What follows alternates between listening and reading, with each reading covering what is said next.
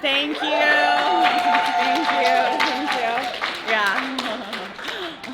I feel really good. I told my doctors, so I finished the chemo portion. My next portion coming up is a surgery, but it's all I have to do is the lumpectomy. I don't have to do the mastectomy, which is what I was hoping for. So that is. And I have shrunk my tumor from 10 centimeters down to 3 centimeters. So it's a really good result. But I told the surgery team that this was my cancer vacation. So while I'm here, I don't have cancer. I'm just regular, like a regular person. And I'll go back and do cancer when I get back. But I was telling the breast surgeons, what I was doing, and that I was, doing this speech that was critiquing the DSM and the APA, and they were so excited. I didn't quite say that I was also critiquing gender ideology, but I said all the stuff that I'm going to say here about women, and they were just like so excited. They were like, "We want to see it. Can we get a link to it when you're done?" So they were, it was just like right in alignment with what they're doing, working with women, and they were just shocked about some of the things that I told them about the DSM, which I'm going to say here today. Okay, I'm going to get started. All right. You know what, and I think I'm going to plug in as well so that my battery, so that I won't go dark in case, oops.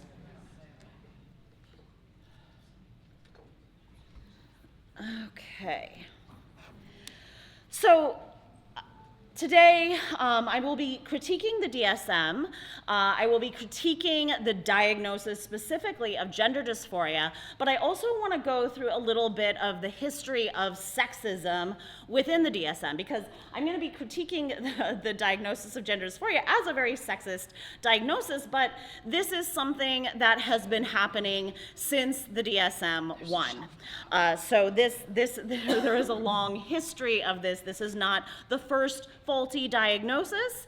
There are many faulty diagnoses. There are many diagnoses that basically take women's oppression and objectification and pathologize it and personalize it. So I want to talk about that, and then we'll go through. So language has been a very important battlefront in radical feminist fight against transgender ideology. And as we have all seen, it's very clear that the trans movement is an attack on women, both politically and linguistically. So we've seen how the word woman has become cis woman, has become menstruator, cervix haver, vulva owner, mother has become birthing parent, breastfeeding has become chest feeding, and breast cancer, as I have seen, has become chest cancer. Yeah. So in these language wars, many radical feminists began to refuse to participate in that transgender jargon. We rejected the term trans, and we refused to call men trans women. And instead, we began to simply refer to men as men and women as women, because that is the only kind of people that exist. And as Kara Dansky said, it's not complicated. Okay, this is very simple.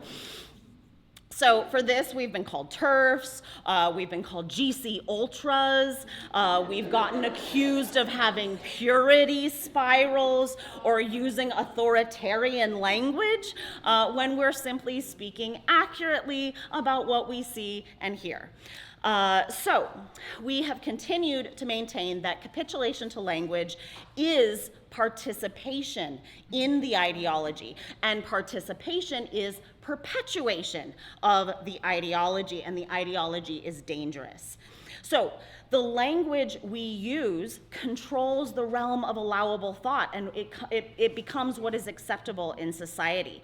So I critique even right-wing news sources like Fox that are critical of transgender doctrines in general, but they still refer to men as trans women or biological males. So unfortunately, when they do this, this undermines and it solidifies for many that there is such a thing as a man who is something other than a man.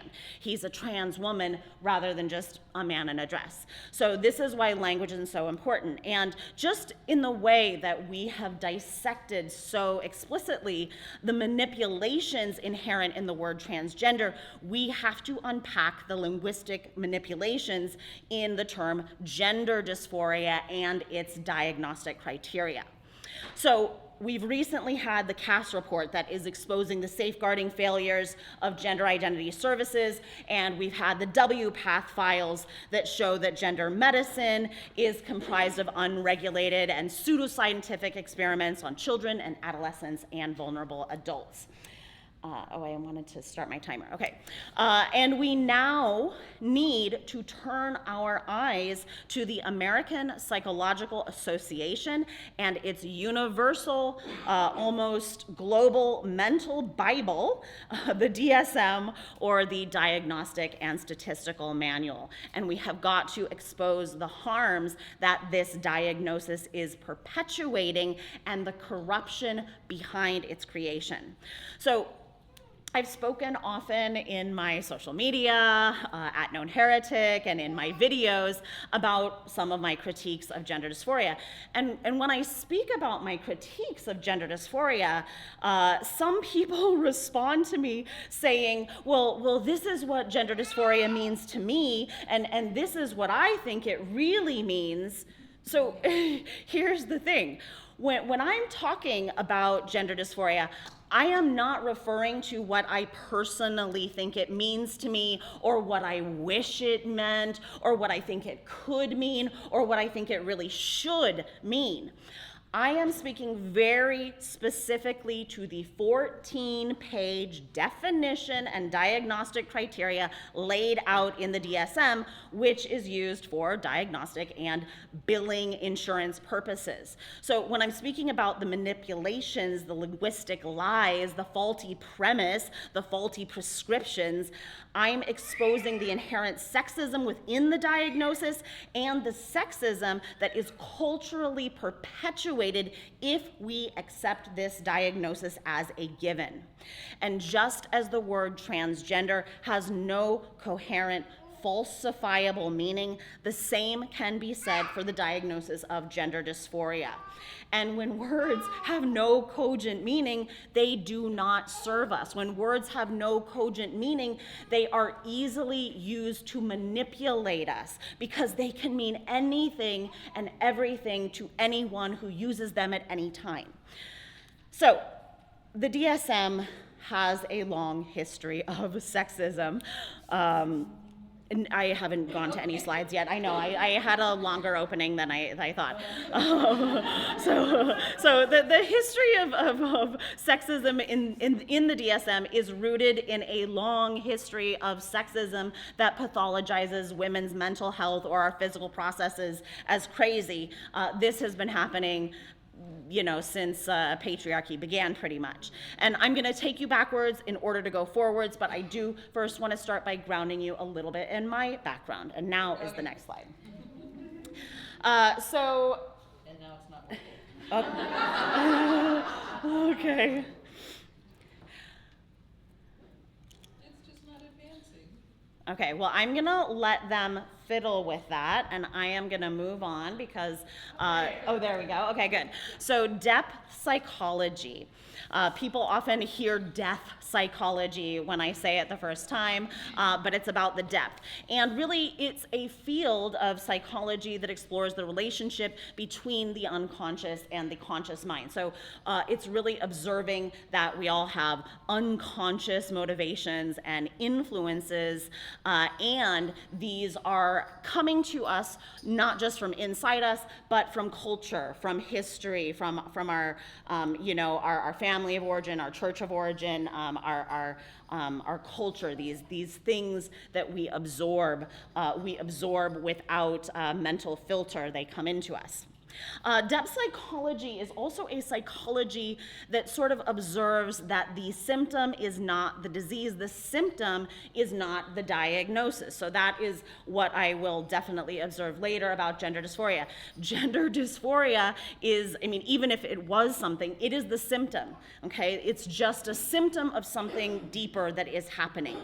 And most emotional or so-called mental health issues are responses to external circumstances rather than being internally manifesting brain chemical issues. This notion of brain chemistry is a very new thing, and anyone can tell you, if you asked if anyone's been to a therapist and they tell you you have a chemical imbalance, just ask them, well, what are the right chemicals? What's the normal chemicals for my brain? There is no answer to that question.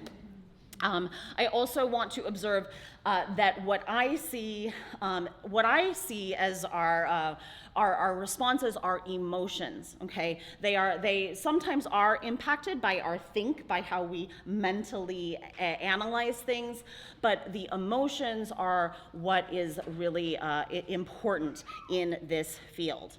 And I want to give a quote by James Hillman, who is one of the kind of four founders of depth psychology, of archetypal psychology.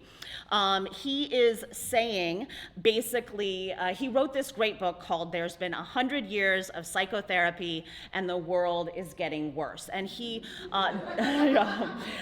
because depth psychology is concerned with the direction of the world. It's concerned politically. It's not just about what's internally happening to us, but it's about our relationship with our community and with the world at large. So he says, when the patient talks about being angry about something, how is it talked about?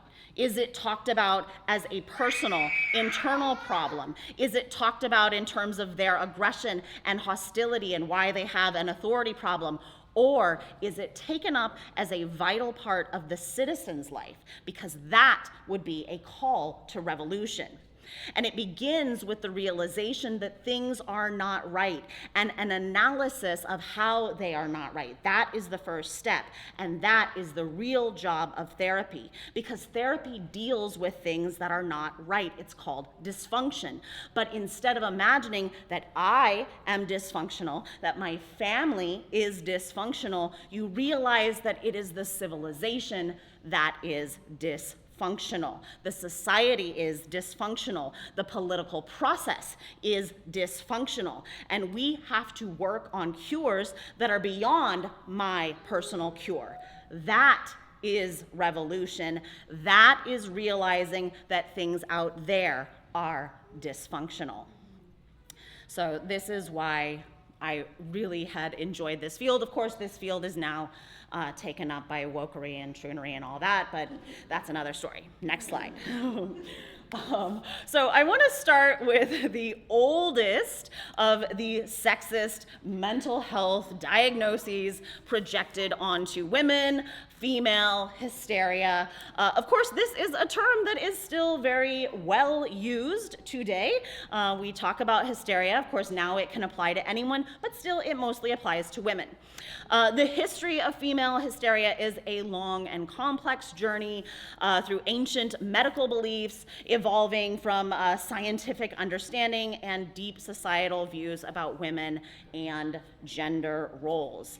And we can date the concept of female hysteria back to about 400 BCE, but of course it remains common today.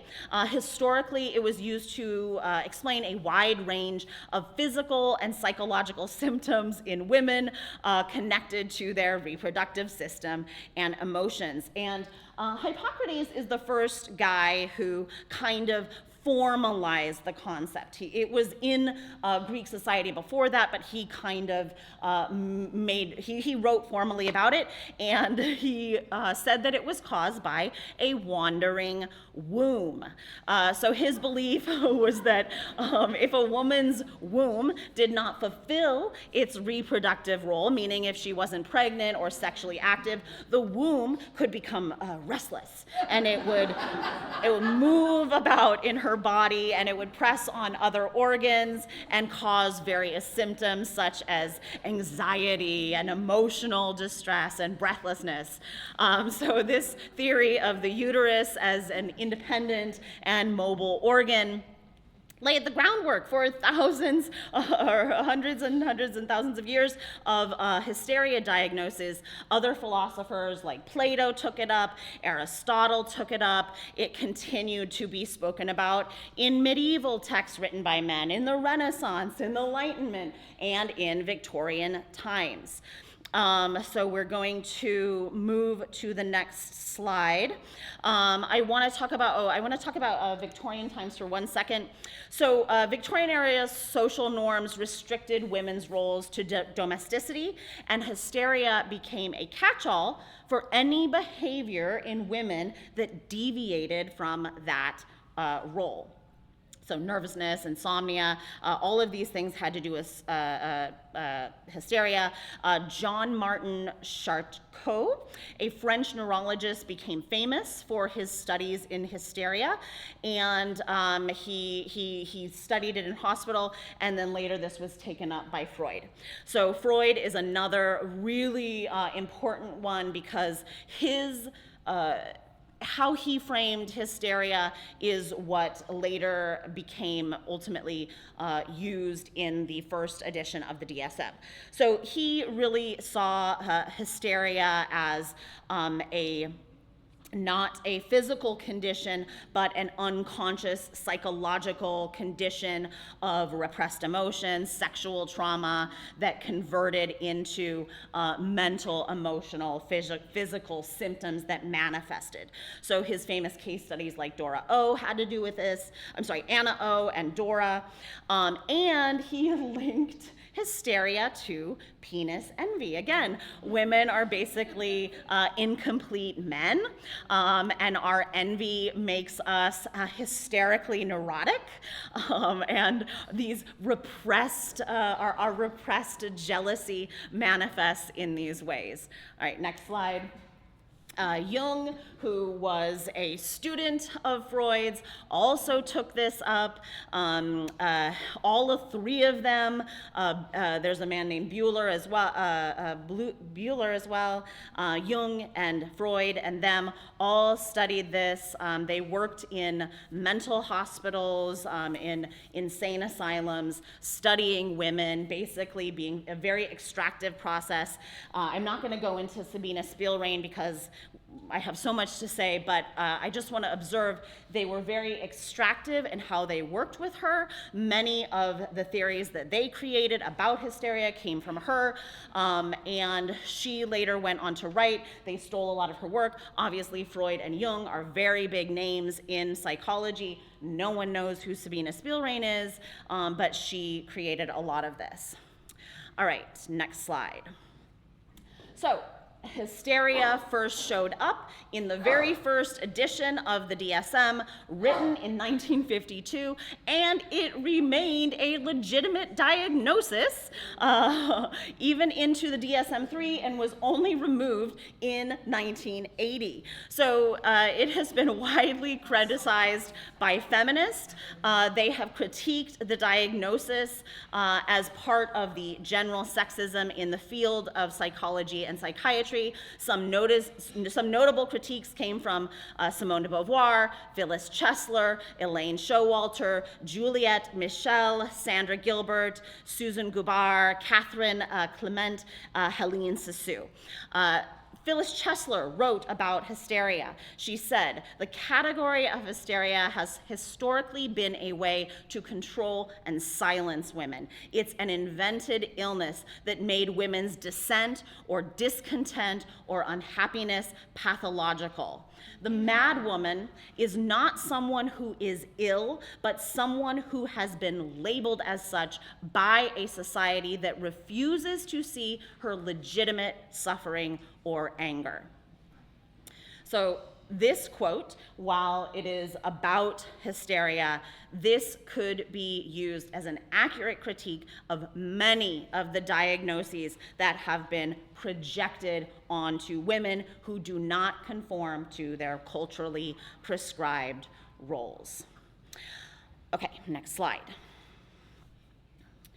So I want to talk a little bit about the DSM. Now, sometimes when I'm arguing online, people will say to me like, well, the gender dysphoria is a legitimate diagnosis because, it's just impossible that so many doctors and psychiatrists, say this, and it wouldn't be in the DSM if it wasn't, really true and it hadn't been studied. So I just want to put up, this is not even all the books, but there are scores and scores of feminists, of regular women, of men, who have critiqued the DSM as being a faulty book. So I am not the only one who has critiqued this. I will not be the only one who has critiqued this. There are whole books written critiquing this book. I also want to say the DSM is a privately owned document, okay? It is not some sort of publicly or peer-reviewed. That is not the order of operations of how the DSM works. The diagnoses that end up in the DSM are created by small committee based on therapists or psychologists' interaction with IS, and then they kind of confer, they talk about symptomology. It's just in a small group. They come up with against itself. In order of operations, there is, they are coming to it second. So they are coming up, they use the diagnosis to do further research. The DSM is privately owned, but it has a vast public reach. Even though the UK has their own, I forget what the UK's diagnostic manual is called right now, but this is used all over the world. Our DSM is used all over. It's also used in other professions. It's used by the medical profession. It's used by schools and universities and our education system. It's used for eligibility for disability. It's used by insurance providers, which it's used to see which diagnoses are targeted by pharmaceutical providers. The FDA regulations require the drug industry to market its products as treatments for particular DSM diagnoses. So the diagnoses within the DSM are very influential to what drug companies are doing and what the FDA is doing. It's embedded into the administrative apparatus of hospitals, judicial systems, and most importantly, it deals with how individuals conceive of their own mental health problems, okay? And in the book, the DSM, A History of the Psychoanalytic Bible, he observes that 3/4 of the current members of the latest DSM task force had ties to drug companies. So a lot of the people who sit on the committees are receiving direct money from pharmaceuticals. And moreover, persuasive drug advertisements are the most significant conduit of information to the general public about these diagnoses. So you see a lot of the commercials that we have about different drugs, they will tell you, you need this drug if you have this treatment, and then people are like self-diagnosing from television. Next slide, please. Okay, so the DSM-5, I want to observe that this is a little thing about pharma contributions. So this is the DSM-4 and 5 committees and the various pharma contributions that they received. The DSM-5 was a #1 bestseller on Amazon in the top 10 for over 6 months. Okay, in that same year, Harry Potter was ranked at 6, and 50 Shades of Grey, #9. So why was a very 800-page book that was over $100 a copy, how did it stay on the bestseller list for so long? Well, this is because pharmaceutical companies were buying the DSM in bulk and then distributing it to all kinds of clinicians. The DSM has a task force for each edition that is kind of the steering committee that oversees the small committees. And in the DSM-5, 29 members of the 29 members of the task force, 21 received funding from pharmaceutical companies. The president of the DSM-3, Robert Spitzer, acknowledged that the pharmaceutical companies were delighted with the manual's widespread medicalization of distress, as it created a vast and highly profitable market for their sales. Okay, so I also want to observe that the DSM is not really in the business of creating cures, but in the business of creating new identities. And I want to note that the drugs that they pair with their diagnoses are not antidotes for mental illness in the way that penicillin is a cure for syphilis. Okay, that has a direct correlation. But antipsychotics or antidepressants do not ameliorate your symptoms in the way that a drug responds to your physical body. So NOR is gender-affirming care, aka cosmetic surgery or artificial hormones, a cure for any identity issues. But they know that these issues are being created. They know that patients are coming to identify with their diagnoses, and they are even protecting this. So Carol Bernstein, who was the president of the DSM at the time right before the DSM-5 was created, she wrote in Psychiatric News, I need to set this up. So what happened is the DSM-5 was deciding to remove the diagnosis of Asperger's, and they were going to include it in the diagnoses for all kind of autistic spectrum disorders. But there was a flood, just thousands and thousands of letters that the APA received from communities of people with Asperger's saying, no, we need this diagnosis. This diagnosis is important to us. And she wrote in the Psychiatric News that the diagnosis gave the Aspie community a sense of uniqueness and belonging, and that they had christened themselves as Aspies, and that to delete the diagnosis might deprive them of their identity. So they are very well aware that people are identifying as these diagnoses, and guess what? When your diagnosis becomes an identity, it acts as a binding force to that illness rather than wellness. You've committed yourself, and it makes it all the more likely that you will self-envision yourself as someone who needs to stay on these pharmaceutical drugs and treatments rather than to overcome them. Okay. So I'm not gonna talk about every single one of these, but I am gonna talk about a couple of them. So these are some of the sexist diagnoses that have now been removed from the DSM. Yeah, my favorite is the inadequate personality disorder, which I think is causing some of the giggles. Maybe some of you have it, I don't know.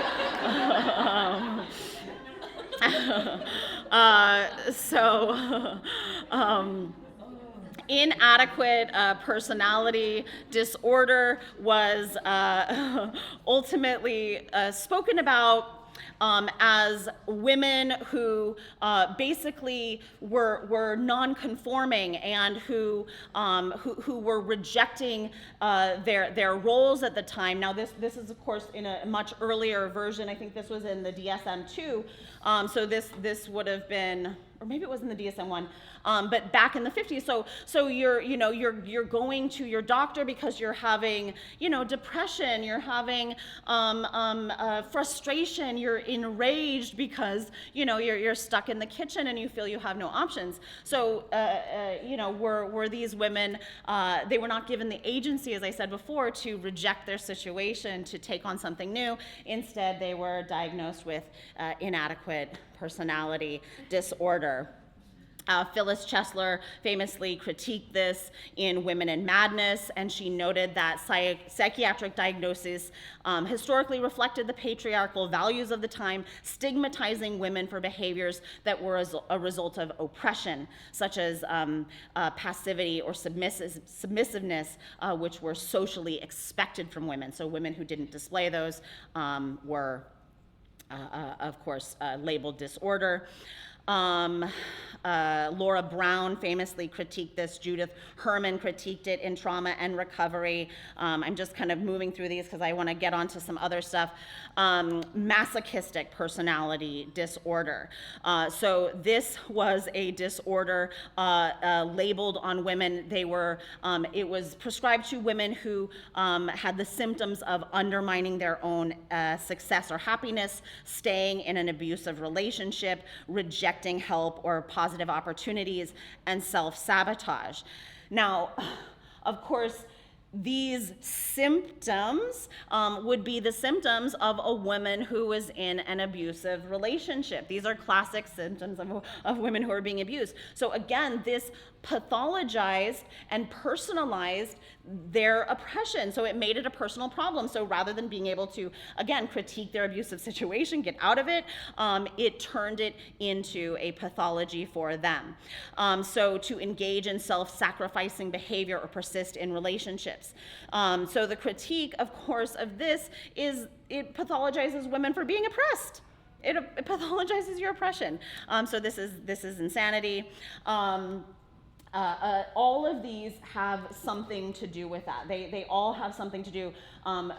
Passive-aggressive personality disorder. Well, you can't fight back to your abuser. You're passive-aggressive. Now it's you who has the problem. Frigidity. So not wanting to have sex with your abuser. Now you're the frigid one. Self-defeating personality disorder. Again, not getting out of your abusive relationship. It turns all sexual aversion disorder. All of these are internal disorders. Basically, the psychoanalytic field is trying to patch women up and get them to go back and be good in the way that we want you to be. Next slide, please. All right, I am also not going to go through all of these, but I do want to talk about a couple of them. These are sexist diagnoses that currently remain within the DSM. I'm not going to go through and critique each one of them because I want to move on to other things, but I do want to talk about premenstrual dysphoric disorder. So the essential feature of PMDD is mood, liability, irritability, anxiety symptoms that occur repeatedly during the premenstrual phase. So this is just like what regularly happens. This is regular. This is your biology. This is normal. Okay, you're not experiencing dysphoria. You're just having normal symptoms. But when this was included in the DSM-5. It was introduced as a diagnosis, into the DSM-3 in 1993, and by the early 2000s, women were being diagnosed exponentially. Eli Lilly, they are the ones who created Prozac, spent $30 million on advertising a new drug specifically made for PMDD called Seraphim. Oh, doesn't that sound beautiful? Seraphim, based on that Hebrew word seraphim, angels. And the packaging, it came in a little purple and pink package, and it was advertised to women. It was directly marketed on television. It was launched and targeted to psychiatrists, gynecologists, and other mental health providers. They provided free samples.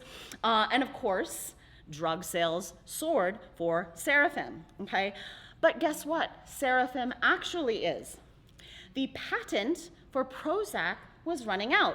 Prozac sales at that time were dropping because other drugs like Wellbutrin were coming up that had less negative side effects. So Seraphim was Prozac rebranded, and hundreds of thousands of women who had got this diagnosis were being prescribed Prozac without even knowing it. Now, Prozac does have a number of side effects, and they were going to their therapist and saying, I don't feel like myself. I feel really weird. I feel different. Because they didn't know they were on a major depression drug, an antidepressant drug. So this is, I'm really just saying this is an example of how pharmaceutical companies take advantage of these diagnoses and what can happen. You are taking something that your doctor prescribes to you, you take it in good faith, you do not even know what you're on. I'm not going to go through the rest of these, but we could. It ends at gender dysphoria, which is very sexist. We're going to go to the next slide. Okay, so this is the one that I talk about all the time, and I put up, I'm not going to read through all of these, but I wanted to put up, these are the definitions within the DSM of how they are defining gender dysphoria, how they are defining the term transgender, how they are defining gender identity, how they are defining gender itself. So you see in the way they have defined these things, the definitions are tautological. They circle back on themselves. They use gender here for meaning sex. They use gender here for meaning gender roles. It's all smoke and mirrors. You can't pin anything down. And they're trying to convince us that there is some sort of biological basis for this. Now, even Robert Spitzer, who I talked about, who was the president for the DSM-5, he has said there is almost no biological basis for any of these disorders, okay? There's like a couple of disorders that actually have to do with your biology. None of the rest of them do. These are all based on how clients interact. So I do want to specifically touch on gender, okay? So this is, again, when people argue with me about this. No, it has to do with being uncomfortable with your sex body. No, they are defining it in their own manual that gender is the public, social, cultural role. So it's about a stereotypical role. This is how they frame it. So whenever people are like, well, this is what it means to me, I think it just means you're dysphoric with, uncomfortable with your body. No, it's about being uncomfortable with a friggin' role. And this is why it is highly sexist, because if you have sexist projections projected onto you and they make you uncomfortable, well, of course, you are going to be uncomfortable if you are confined to a narrow box. Narrow boxes are uncomfortable. That's natural. Okay. So the diagnosis is premised on a bogus claim that all humans are born with an innate gender identity that coincides with Western hierarchical sexual stereotypes. The dysphoria is defined as distress at being non-conforming to sexist tropes. But conformance with them is not a natural or healthy way of existing. And I do want to say, and I've said this before, our biology does influence behavior. I'm not arguing with that. Our hormones, the natural hormones that women have, the natural hormones that men have, these are going to influence our behavior. You are going to see men, because they have testosterone, be more aggressive. That's natural. But it doesn't mean that women aren't also aggressive, or aggressive in different ways.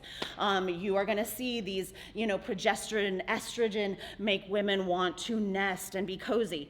But it's not because men don't also like those things, okay? There are tendencies to our biology, but the sexism, the tropes, the gender roles, that's the pink is for, girls, blue is for boys. That is the women are always, or men are always, instead of seeing these things as human traits. The diagnostic criteria listed for children within the DSM-5 has to do with external products. Okay, it has to literally do with the products that you purchase. So listed within the diagnostic criteria is if your child likes certain clothes, certain haircuts, certain toys, certain makeup. So they are using, again, external consumer product purchases, consumer purchases, to diagnose a mental health thing. So this to me is insane, that your purchasing choices are part of a mental health issue for you. So I'm debunking this as bogus, toxic, manipulative. There's no such thing as an innate gender identity that all people have, and there are no innate identities that all people have in general. Identities are fluid. They're abstract. They're world organizing beliefs that we hold about ourselves. So there can be no such thing as an identity incongruence.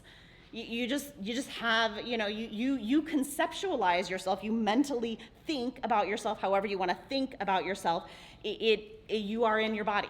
Whatever you think about your body, it doesn't mean you have an identity incongruence. There's no such thing, because we are fully embodied.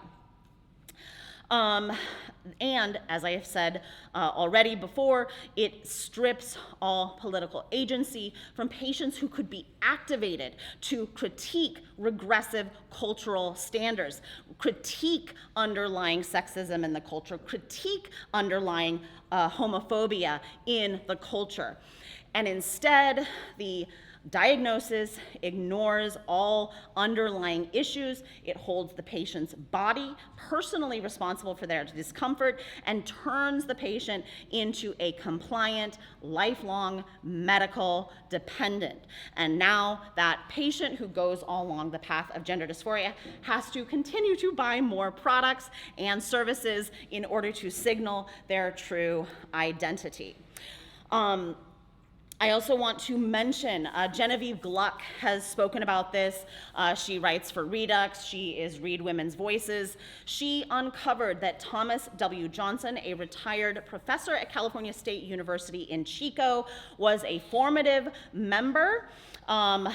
He sat on the committee for the creation of gender dysphoria. He is also a member of the body modification fetish site, the Eunuch Archive. So this is a site that has sadomasochistic and pedophilic castration fantasies, okay, and he is one of the ones who sat on this committee. So this should be very troubling. No parents, knowing this, should not take this diagnosis seriously, okay? This was written by sick men for their own purposes. I also want to mention Jennifer Billick, because I'm going to talk a little, I've already talked a little bit about the money behind this, but she has very much observed in general how this money is flowing in, and this is going to be important to some other points I'm going to make later. So without the diagnosis of gender dysphoria, we would observe these dangerous experimental and surgical interventions for what they are, the most brutal mass torture of children that we have ever seen. Okay, we are our bodies. I talk about this all the time. There is no other thing to be. There's no other place for us to be. There's no other thing for it to be. And this is very neutral. And this is what I tell people all the time. This is a great way to talk about it. Talking about our bodies, it's as neutral as talking about my hand. Talking about my reproductive system, is neutral. It's just a neutral observation about the physical form and function that we have.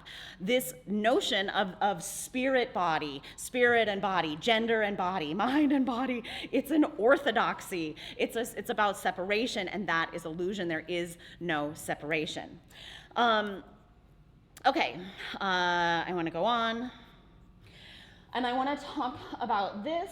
So this is some of the marketing. These are some of the 3 most famous youngest. Okay, and this is partially what gender dysphoria has done, because before we had gender dysphoria, we had gender identity disorder, we had transvesticism, we recognized these things were disordered, but what the diagnosis of gender dysphoria did is it was able to include and capture kids within this diagnosis. Kim Petras, we see in these headlines, world's youngest ever sex change. Juno, Marcy Mermaid's son. Thank you. Also a world's youngest ever. And of course, Jazz Jennings, youngest transgender child in the world. So we see how these stories are glamorized and blown up and sensationalized, and these kids become friggin' heroes, they become activists, they become celebrities. So they are normalizing. This kind of thing is normalizing self-harm. And normalizing self-harm is maladaptive. And it doesn't matter if it's an adult doing it. It doesn't matter. Maladaptive qualities hurt the whole culture. So even when adults normalize self-harm, that's maladaptive. And it's actually worse when adults do it, because again, it glorifies it, it glamorizes it. Laverne Cox on the cover of Time magazine, just making it look so glamorous. She's, he sorry about that, woo. He is, he is in, television shows and movies now, just making this look like a whole, enviable, exciting luxury lifestyle in his designer clothes. So this ideology, this gender-affirming care is self-compartmentalization, self-objectification, and dissociation. So no other animal looks at itself, okay? Other animals are busy being themselves. And when we are actually doing something, like I'm doing this right now, you guys are maybe a little more passive, but I'm involved. I'm not, conscious of my body because I'm involved in this activity. When we are active in the world, we are not looking at ourselves. And this has been something really weird to me about breast cancer, because they originally, when they wanted me to get this mastectomy, they were like, but you can get a great reconstruction.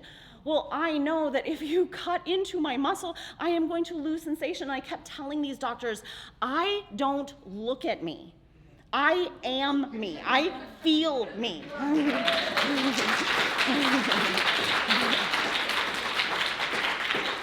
Mirrors and iPhones are very bizarre because they make us practice a quality of self-objectification, but I want my sensation. I want to feel my breasts. When my partner touches them, I want to feel that. I don't care that, oh, they look so great. Who cares? I want to feel my feelings. Okay. I want to mention as well, Exelancic, who is known very well online, who is here with us today, has been documenting all of these cases of these young women who have gone down these paths of self-harm. And recently, a young woman named Griffin passed because of all of the complications, the sepsis, the multiple surgeries gone through. It is well documented on the different channels of Exelancic. And I want to cite this case to say that receiving a diagnosis of gender dysphoria is not benign. Okay, it can directly lead a child down this path, which leads to sepsis, which leads to heart attacks, which leads to multiple harms, which could possibly end in death. So she believed, she was a believer. She continued to be committed throughout that whole process. She believed that that self-harm would resolve her emotional issues. But as I have said multiple times, cosmetic surgery is not a mental health cure. And I also want to say, in other kinds of therapy, in cognitive behavioral therapy, in if you have, I don't like the diagnosis of complex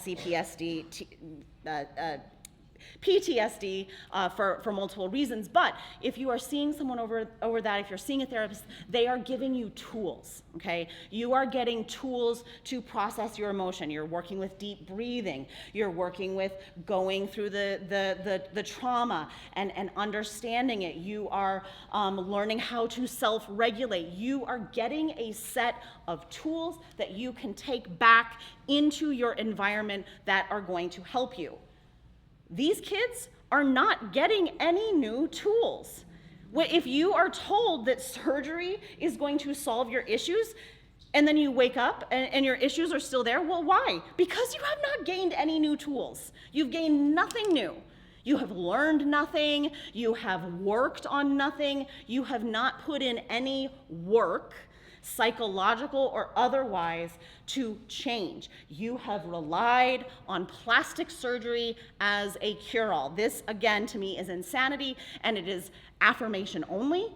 That's it. So you get your diagnosis, and then they send you to medical doctors and give you drugs. Of course it doesn't help you. Of course these kids are going to commit suicide. Of course they're going to end up in these paths. They have learned no tools to work on their actual underlying issues. Number 13. I'm going to move through these super fast, but I wanted to mention that people ask me, why does this happen? You know, of course, some people think there is a grassroots uprising of a new, politically marginalized class. I don't think that's happening. People think we're having a mental health crisis. I don't believe that's what's happening either. But I do believe it is two things. One, it is partially social contagion, and we have seen these before. These are some really old ones. The glass delusion, a delusion started by the King of France that became very popular, where people believed their body was made of glass. I like also the imposter syndrome, which is actually kind of related to this, I didn't put the both in there. Well, the imposter syndrome, believing that either you or someone else was a copy. So you would women would start getting really uncomfortable with their kids and believe their kids had been replaced with an imposter of their kid, and their real kid was dead, and now they had to deal with the imposter kid. Or you believed that you yourself had been replaced by someone else. So there's all these weird things. Recovered memory movement, the witch trials, I saw Goody so-and-so convening with the devil at midnight, and they're all going into it. So we've seen social contagion before. Now, I do think social contagion has to do with this, but even more, I think it is this. Marketing. It is marketing, and the marketing is highly effective. So Edward Bernays, who wrote a beautiful, terrible book on propaganda. He also wrote a book about, he didn't write Manufacturing Consent because that's Chomsky's critique, but he did write a book about, it's basically called Manufacturing Consent, but it has another first word, but about how to use the public, how to use propaganda to sway the public. Edward Bernays, many of you may know, you may not know, that is Freud's nephew. Okay, so he is highly influenced and understands psychology very well. He understands how mass psychology works, and he understands. He had a pivotal role in marketing big tobacco and blew up big tobacco. He took them from being, a smaller conglomerate to making them as huge as they were. And pivotal in this was the Torches of Freedom campaign, which aligned smoking with women's liberation. So this kind of forced teaming is not new. This kind of creating a freedom campaign in the name of a major corporation, a corporate interest, that is not new, and that, I believe, is what we are seeing. Next slide. So, Planned Parenthood, of course, anyone who is a feminist. So this is related to this Torches of Freedom campaign. I used to contribute to Planned Parenthood. Planned Parenthood is so wonderful, it provides services for women. Well, Planned Parenthood has gone from being dedicated primarily to serving women as their number one source of income. They have become the number one provider of gender, quote, medicine. Wrong sex hormones and puberty blockers. And there is a very interesting little relationship that was uncovered by Alex Aaron, who is the gender mapper. In 2017, the CEO of Tumblr, the site where kids were going, the site where kids were learning about all of the special identities, the CEO of Tumblr, he got on the board of Planned Parenthood. Now, why would a major tech CEO want to be on the board of Planned Parenthood? Well, they started a new campaign, #TechStands with PP. And the president, this is cut off a little bit, but the president, Cecile Richards, said that our organization is under attack by Congress, and tech leaders are lending their support. And the part of this quote that is under here that you don't quite see, it's not there, is that she says she thanks the tech leaders for helping to inspire this grassroots campaign. This guy, Koch, gave her $80 million. I don't think that's grassroots. He got Google to sign on. That is not grassroots, okay? Those are people who want to make money. Now, guess who these guys paired up with? They paired up with GLSEN, G-L-S-E-N, okay? They got curriculum into the schools, into the education system. So now all of these little schools are getting the genderbread model and learning that boys can be girls and girls can be boys, and maybe you're born in the wrong body, but guess what? We have the solution. Just go to Planned Parenthood. So this is a very clear pipeline to me, and I just want to talk about how it's marketing, it's money. Okay, that is what it's about. That is what it is being fueled by primarily. Next slide, please. So this is from a film called Painkillers. This is about the opioid crisis. It's about specifically the drug OxyContin.